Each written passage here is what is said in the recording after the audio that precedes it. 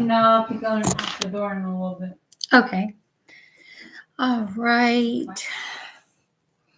Hi, my name is Vickie Bonowitz, and I'm just starting this up, so it's all going to be a big learning curve to start off with.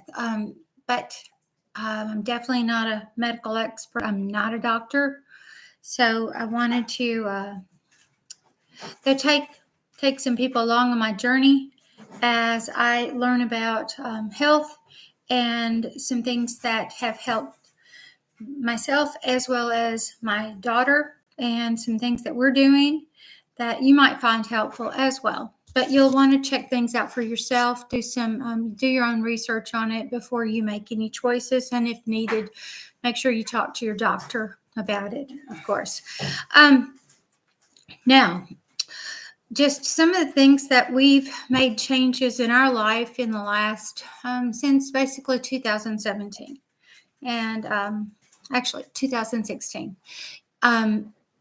Went to a doctor who made recommendations that my daughter give up processed foods, which we weren't doing a whole lot of at that time, but we just became a lot more vigilant about giving up processed foods. And then we also, he made recommendations for us giving up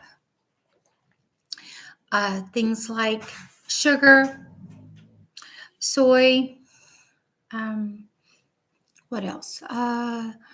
Corn and gluten and dairy. So, just something interesting that happened as I did the diet along with my daughter is found out that my symptoms of I no longer had to take any thyroid medicine when I gave those things up. Very religiously stopped using those things. So that was an interesting thing that happened at that time. Since then, now and then, I will cheat, and so that's so it lasted about 3 years when I just was religious with leaving those things off, that I did not have to take thyroid medicine. So that was an interesting finding. Okay, but I keep looking down because the dogs are wanting to get really close to me. I've got 3 dogs, and at some point they're going to bark and be really loud. But so that's one of the first things that happened along our journey. And the reason that we made those changes is found out at that point we knew something was wrong and it wasn't being addressed. My daughter had been diagnosed with bipolar, and we knew something was being missed. So eventually, 2017, I came across Pandas Network when we were both of us homesick with strep throat. And she had already gone through 1 round of antibiotics and still was testing positive for strep. So then I guess I really think it was God, but I felt just impressed that we needed to check to try to find something. So I remembered that when she had to be hospitalized once, that the doctor had said something about the connection with mental illness. And at that time, it was just beginning to do studies on the connection with strep and mental illness. And I looked into it as hard as I could at that time, but I know now that the reason I couldn't find much out about it is it was a 10-year study, and it was just beginning. I believe it was 10 years. I may be off some on the time frame for that, but it was a long study. But by the time I went back to look at it again in 2016 or 17, that's when I found Pandas Network and the conferences. I watched several of those, and that's when I found out this. I just knew this is exactly what we've been dealing with. And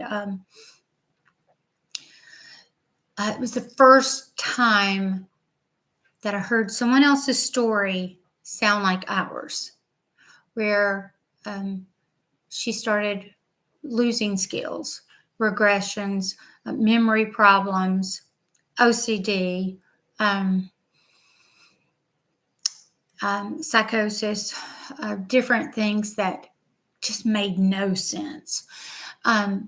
So at that time, when I looked into that and found out that actually what happens with pandas, just a short, brief explanation of that, is that it's called mimicry, which basically, this is a very crude explanation, but the strep can have a defensive move where it can cloak itself to look like a protein in your body, and it could be the protein that looks like your heart or your brain or other tissues in your body.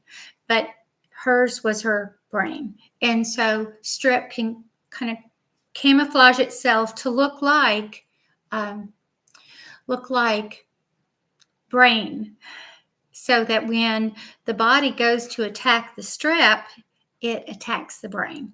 So that's what was happening to her all along. Anytime she had exposure to strep, then she was getting an attack on her brain. And so that's why we were seeing the up and down, that it had a lot of symptoms that resemble bipolar as far as, but it just didn't line up, and there was no trauma really going on or anything that made this make sense. So and it just didn't follow any pattern. I mean, people say, if you stay on your meds, well, that was never the case. It didn't matter, meds or not, there was still this going on. It just didn't seem to make a lot of difference other than numbing and slowing down her thinking. So anyhow, so I saw that, and I called the Pandas Network, and I spoke to the founder of the Pandas Network.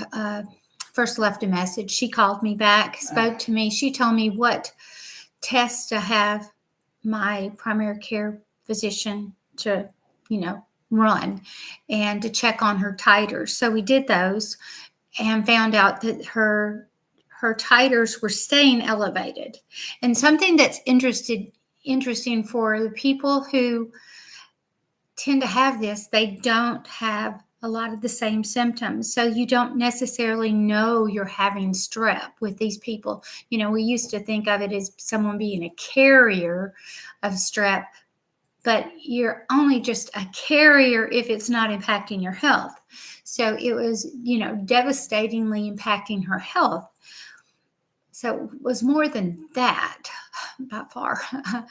So when we found that out, I asked her what we needed to do. When we found out her titers were staying up and not coming down, and she wouldn't run fevers, she didn't necessarily have a sore throat, and that's what the fever response often goes away with a lot of these people and kids or young adults. And so what we did, she told me that there was one doctor that, because this is pediatrics, is what this is usually, it had started happening when she was young, but we didn't find out for over 20 years what was really going on. So she recommended a doctor that she knew that would take adults that were dealing with this. So we were sent to a doctor, Elizabeth Latimer, who we set up an appointment. It took, several months to get in. And she's a specialist in Washington, D.C. that deals with patients that have pandas. So, and then we went there, and it was very involved as far as I had to gather up all of her records, and I got to look for patterns of when she was tested for strep, when she, showed that she did have it, when she didn't have it. That's the main thing I remember as far as that, is just looking for strep tests. And then just her titers too, and anything else that was that might be, of interest as far as to the doctor. She had a few things that she asked for. Can't really recall the details of that, but it was quite a bunch of papers. So went through all of her records and put that together and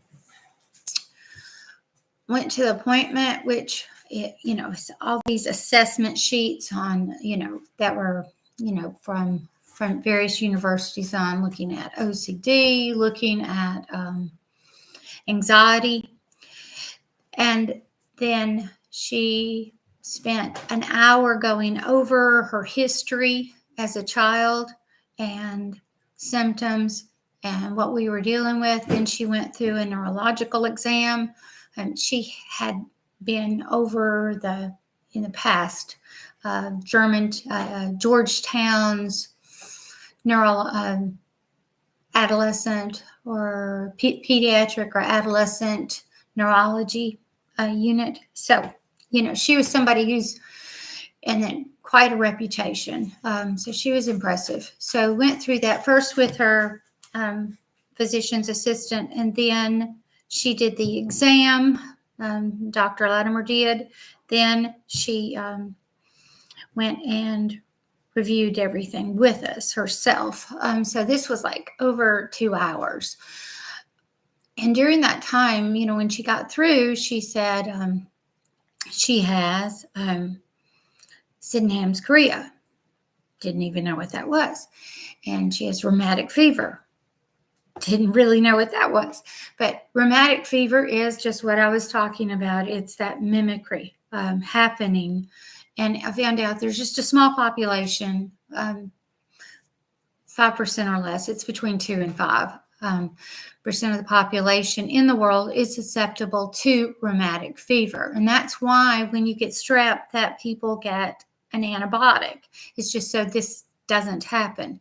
But for those people who don't have symptoms, then they don't know that they even need to. And how we often found out she even did have strep is when I would have symptoms, or my son would, and then we would go and have her tested with us just because, exposure we knew was likely. But she told us, explained that Sydenham's chorea is a complication of rheumatic fever. And it is kind of like a step up from PANDAS, and the studies and the even discovery of PANDAS, pediatric autoimmune neuropsychiatric disorder associated with strep, is what the acronym is, PANDAS. That came about from that study that the doctor had made reference once at the hospital when she was 12,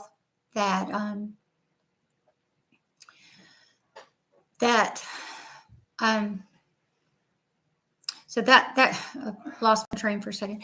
So anyhow, that pediatric autoimmune neuropsychiatric disorder is what they looked at Sydenham's chorea, which they've known about since, I don't know, it was like 1700s or earlier, like a long time ago. Okay. They knew that could happen, which that's associated with more of trunk movements, which it could be shoulders, trunks that are involved with that. So there's some neurological stuff going on. And other things they sometimes check for is something called piano fingers, where if they close their eyes, they can't hold their fingers still. They'll have to move them. That's kind of one of the other things that's kind of telling as far as with PANDAS or with Sydenham's chorea. But it's also called what is it called? Saint something's dance. I can't remember the terminology there, but it has to do with more trunk movement involved with it. And all of this comes about because the part of the brain that's being attacked is your basal ganglia, which is more, it's kind of deeper. And because it's deeper inside, what happens is as that's attacked, it swells. And when it swells, then what would happen is it would impact different parts of the brain, which have to do with memory, with organizations, with OCD, with what else? Trying to think some other things. Oh, math is impacted with it, math skills. So short-term memory, math skills, spatial relationship, emotions. So that's why it can look so much like what they'd say is bipolar, which when you get down to it, bipolar is just a symptom of something else going on. They may not know what it is, or it could be actually be something that they can trace from an antibody that's attacking a brain, like what we were dealing with and didn't know it for so long. But anyhow, so that's how we ended up going into the whole business with the diet and making some changes there. So that's kind of just a beginning with our story and why we've become so heavily involved in looking for ways to build health. So kind of long drawn out explanation, but that's kind of what set us off on this journey that of just being very, very focused on health. Just give a real brief overview in that we've seen things go from severe dementia-like symptoms because of the delay in diagnosis to short-term memory going from almost non-existent to coming back really strong. She reminds me of things now. And seeing expressive aphasia, which means can understand things, but having problems processing, getting them out,